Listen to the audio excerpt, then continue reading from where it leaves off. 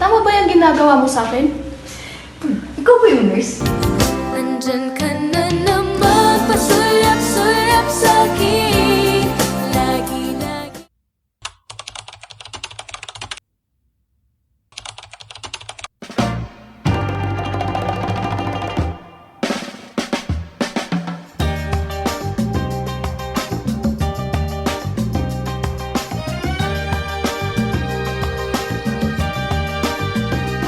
And it's not a starry sky.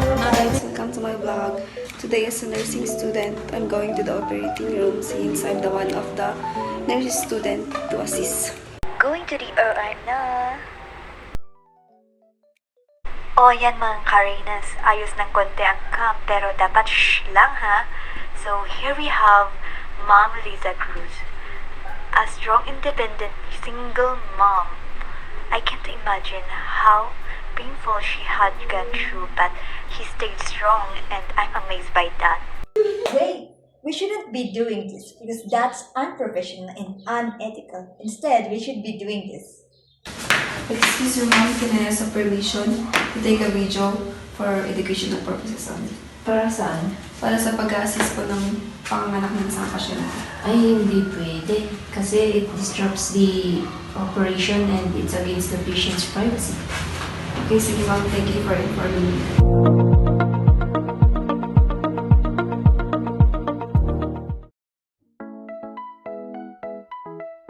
Ms. Agon, can I check this patient's data?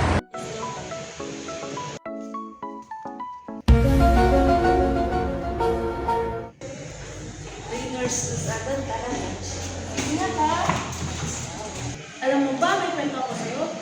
Pangit ng handle ko na patient ngayon. Bakit naman? Pangit-pangit kasi ng ugali niya. Lagi ako binabuli ng college camp. Tapos, the worst part is, nabuntis pa siya ng maaga, kaya siya nag-drop. Nag-drop siya. Mag-8 siya. Wala pa din silang pera sa hospital ko. Nakakainis. Wait, we shouldn't be doing this because that's unprofessional and unethical. Instead, we should be doing this. Uy, nurse, mas agad tayo lunch. Sige, mauna ka na. Baka mas magalit si Doc. Tapusin ko muna ko. Importante lang yung data ng patient.